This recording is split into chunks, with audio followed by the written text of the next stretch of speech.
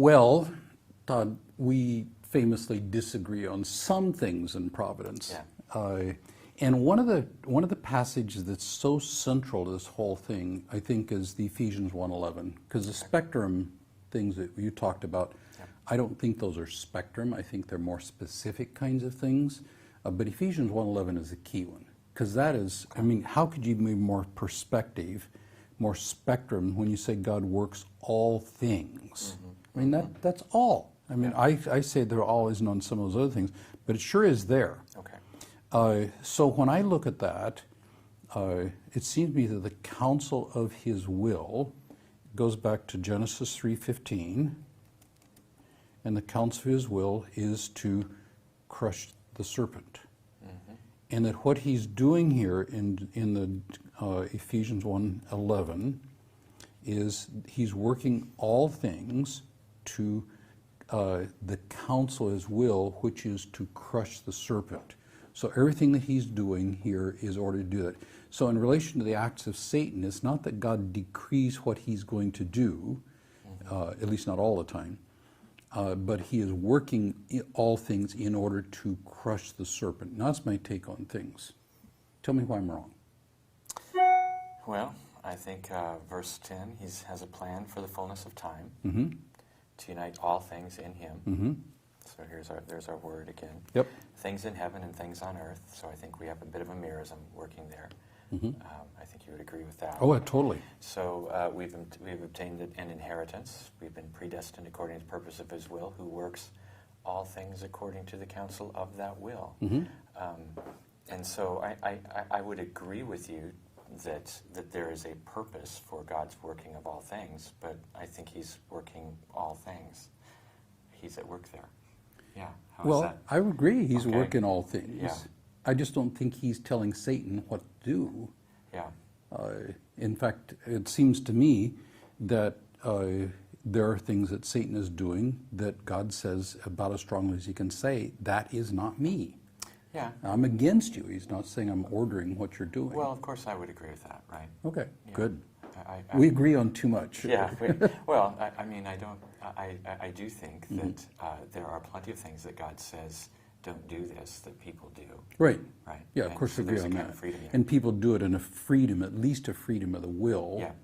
And in my perspective, I don't know if there's actual contrary choice or not, but there is absolutely responsible choice. Yeah. I'm inclined to think there is contrary choice within limits, but I can't prove it biblically or philosophically. Well, I can prove it philosophically, but that's just assumptions I bring to it. I can't prove it scientifically. Yeah.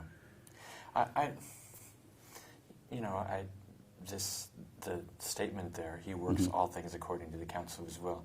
I'm not in enormous disagreement with you over, say, one passage here.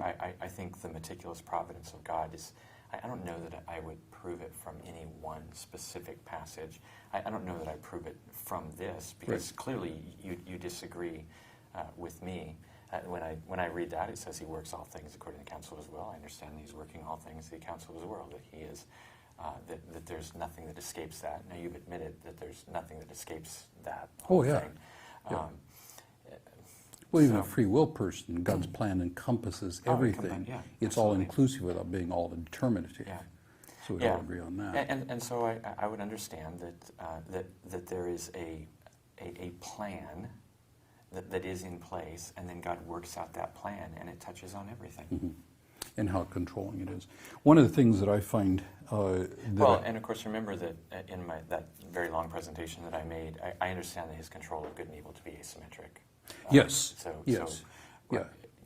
What God does in the ordination of something that is contrary to his decree, his will, is very different than when he... Right.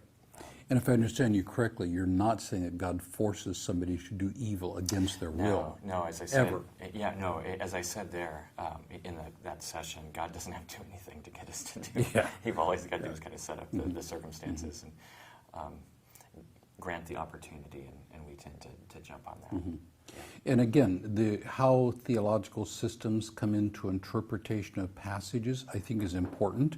So if I go to Romans chapter 8, which is of course, a well-known passage, Romans 8:28, And I'm looking here at the text of Scripture, and I see here it says that God causes all things to work together for good. So I ask, what is the relationship between God and all things here in Romans chapter 8? It simply says God causes. Whoops, don't want to do a word study there. Logos is too powerful again. God causes all things. So if I read that, meticulous providence is true. Yeah. Now the thing of it is if you look in another version of American Standard, well, actually it isn't. This word cause, when I look at the Greek, it's here, the God all works together. There's no cause in there. It's a supplied word that comes up in the New American Standard. And which, if you had a print Bible, would be in italics. Actually, it's not. It's not even in It's italics. not. Oops. That's one of my gripes against the New American Standard. They italicize other things. It doesn't show up here in the Logos for some reason. But it's usually King James and New American Standard put in italics something that's a supplied word to make sense in English, and they don't italicize cause, which just irritates me to no end, especially as I don't think that view is right. So New American Standard, if I look at New International Version, and I say what's the relationship between God and all things, in all things God works for the good. So in this context, all things is a context in which God works for the good. Yeah. So I like that one because it's pretty close to my view. Yeah. So New International is a New Inspired Version. Is it? Yeah, totally. Well, I don't even have a big problem with that translation of it. Of course, God is working in the context of all things. Yes. But it's not causing all things. And my point is the very difference in the translation. If you look at the ESV, again, this is, I like to call this the elect standard version because it's done by a bunch of Calvinists who are great friends of mine. Those who love God, all things work together for good. And I think what's the relationship of God and all things? In this one, God is not the subject of a verb, it's the object of love. So God is not the subject of work together. God is the object of love, and it doesn't tell us who the subject of all things. And the reason ESV has this particular, it's following the Greek grammar as closely as possible, which is a good thing, and puts an ambiguity in here, which I think is a good thing. But it's just kind of funny that the one that has the most Calvinists on the translation team is the least Calvinistic in interpreting this verse. And the point here is, you can look at different translations. When you find differences like that, it says there's an ambiguity in the text behind it, in most cases. And the way you put things together will often have a theological reason behind it. Oh, there's a lot of interpretation in There's translation. a lot of interpretation, and Romans 8:20 is one of those. So don't just translate this as if it settles the whole question. There's actually ambiguity in the Greek text. Yeah, which I don't have one verse. Right. That says, okay, this seals the deal. Right. Yeah. One of the things that you use is how middle knowledge works. Yeah. Because I look at Bruce Ware, our friend, and he's a pretty strong Calvinist. He uses middle knowledge. He does. And I look at Bill Craig, William Lane Craig, who's, I can't call his friend because we don't hang out that much, but he's a good guy. Yeah. And he is an Arminian and uses free middle knowledge. So middle knowledge. help me understand that, because you're inclined in that direction too. Yeah. To me, it's a fun philosophy and not helpful at all. Yeah, I think it's a fun philosophy that could be helpful. Okay, tell me about it. That could be helpful, and I think there is some truth value to it. Okay. So, middle knowledge, of course, is the knowledge of what would have happened had things been different. And so, God knows all possibilities. He knows everything that will be. He also knows what would have been if certain possibilities, other than the ones that actually obtained, had come to be. And so I take it that God knows these things. So God knows, had I not hired you to be my theology colleague, God knows what would have happened, the disaster that would have meant for Western Seminary. Or me. And that's why he decreed you coming here. Yes. Okay, yes. and I'm totally happy with that. I think so. I think so. Now, how does God use this? I think that here's that asymmetrical control of good and evil, that God just has to create an occasion for people to freely choose to do what their hearts want to do. And so he will choose between a variety of options. This is now by choosing. This makes it sound like we're in a grocery store or something. That's not the case. God, this is before the foundations of the world, where God is ordaining all things that are going to be. He knows what would have been in every case. And so he doesn't know just what could be. He doesn't know merely then what will be. He also knows what would have been had all these things been different. And on the basis of that knowledge, he's able to choose a path to his desired outcome. Okay. Yeah, and see, what I look at that, especially when I look at William Lane Craig, who has this false contrapositives and possible worlds and all counterfactuals and that kind of stuff. And what he's trying to do is say, well, God has all these kinds of things and all these real choices, because he doesn't believe in contrary choice. He does. And then God instantiates, God brings into reality the one world in which we make the actual choices he wants to make. I think, why don't you be a Calvinist, Bill? Come on. I agree. And so just full disclosure, middle knowledge was created or thought up by Arminians or people with Arminian sensibilities. Right. Before Arminius lived. Yeah, and Mullins. so, and now whenever Calvinists talk about middle knowledge, Arminians cry foul. But Calvinists say, how does God even have this middle knowledge if you actually have contrary choice? How does God know what would have happened? Now, the reason that God knows what would have happened to a Calvinist is the exact same for how God knows what will happen, because he knows the hearts and minds of people. He knows precisely what people will do. He's ordaining all things. It's all part of this plan. So the reason why middle knowledge is used, is, as you described, by a person like William Lane Craig, is that he wants to protect contrary choice. And people say, well, how does God know what world to instantiate? Well, because God has all this would-be knowledge of all these things.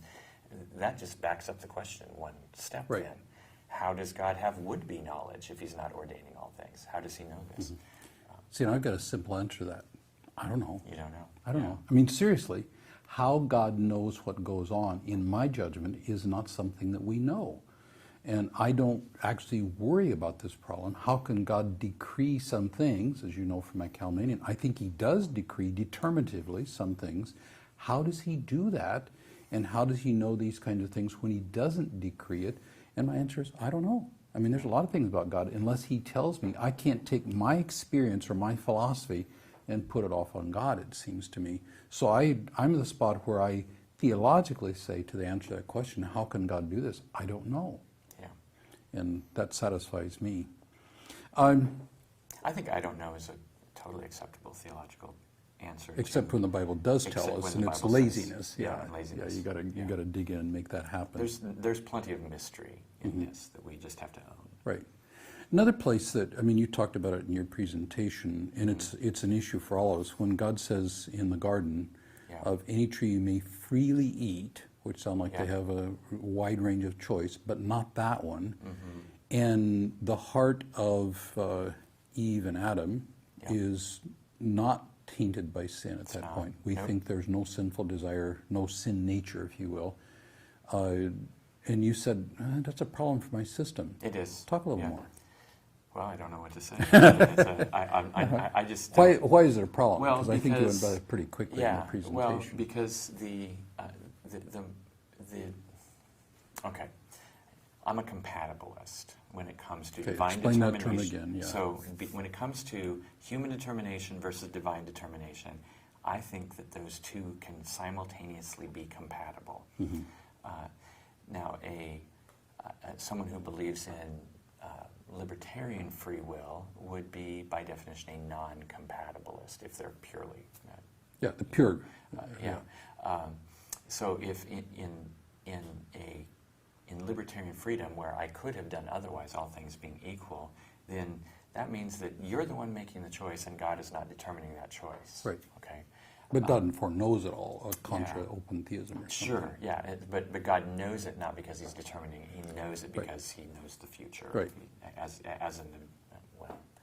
And that's weird. How can God know the future? And how can be a pure... God is never just an observer. Sure, And so when it comes to, so if divine determination and human determination on some things is compatible, then what was going on in the garden? Well, what kind of, so let me back up and just say, so I am a compatibilist. So when I say I'm a compatibilist, I believe that human determination and divine determination of some things can be simultaneously compatible. Now, the mechanics of how that works out, many people argue for something called a freedom of inclination, where I make my choices based on the prevailing desires of my heart. Right. That's a common phrase. Yeah, and I think that has a lot of explanatory power. Okay. Is it do I know that that's the kind of freedom that I have, freedom of inclination? I don't know. It explains a lot. It explains a lot. Does it explain what took place in Genesis chapter 3?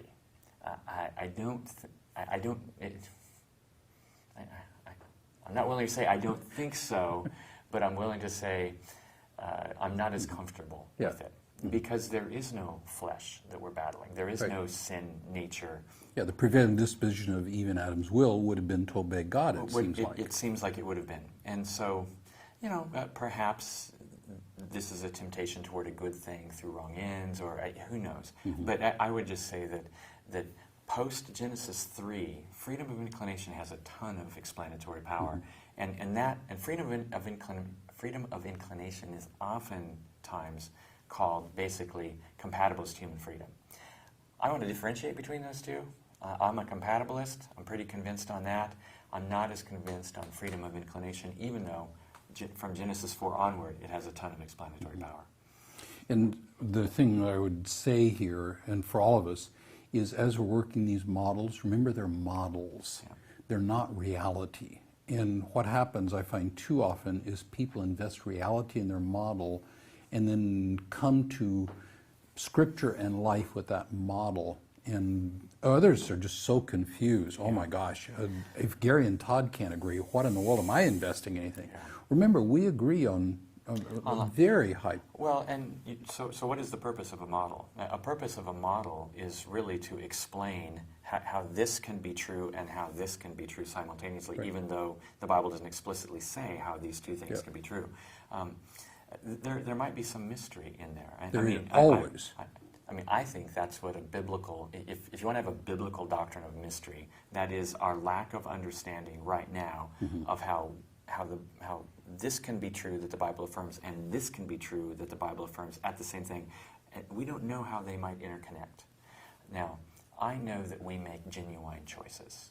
That I think, and we agree on that. And you and I both agree that God is sovereign. I understand the Bible to teach that God determines all things. I think you believe that to a nuanced degree, but not totally. And so, so how do I put those two together? How is it possible that God can be divinely determining things and I can be determining things simultaneously?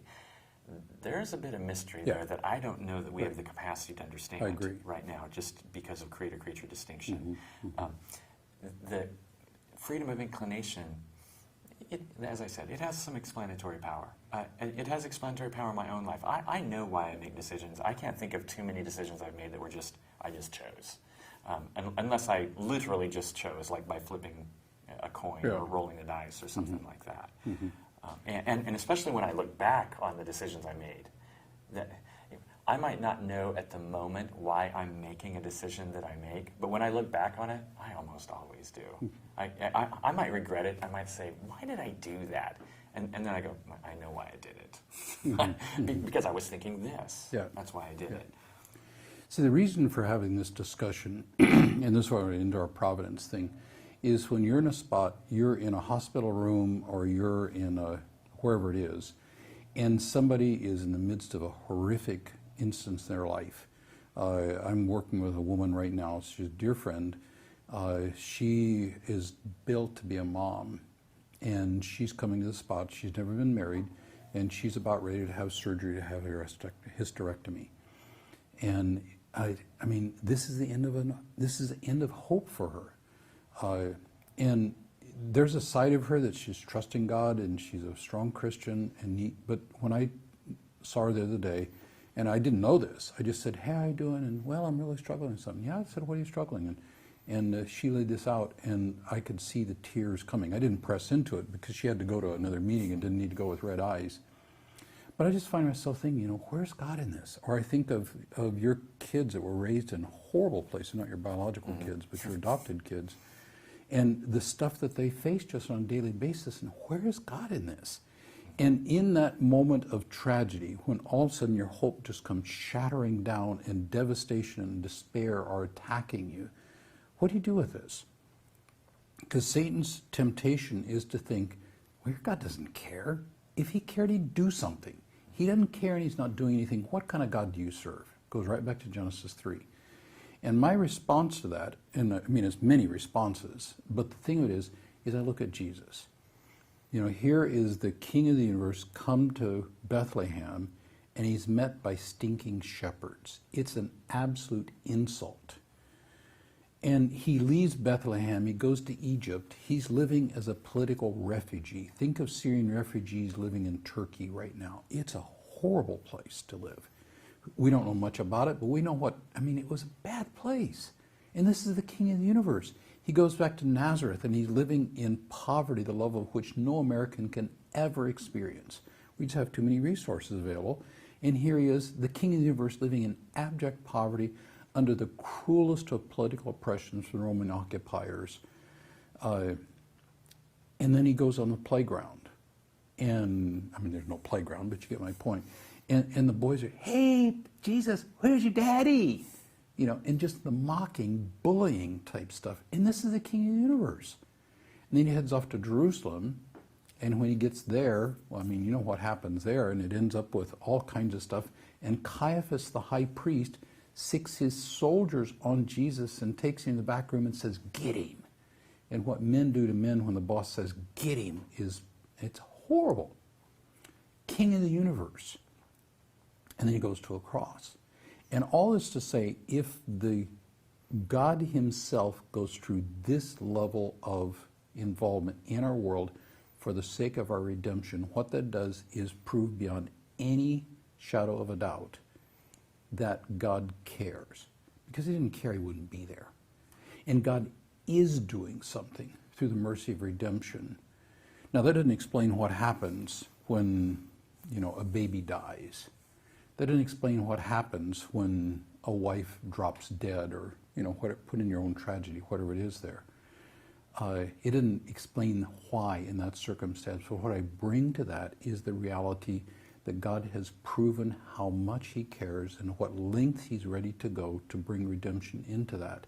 There's a complexity of wills that aren't going to be explained, but we've got to attack that with that elevator speech in the moment, because Satan is whispering, your God doesn't care. If he did, he'd do something. And what I'm saying is, when I look at Jesus, how much God cares and what he is doing, but then I'm left with the question, why don't you do more? How long, O Lord, will, and that's life in this broken world, but a life of hope, because God is active and working in this place. There you go. I agree with that. Okay.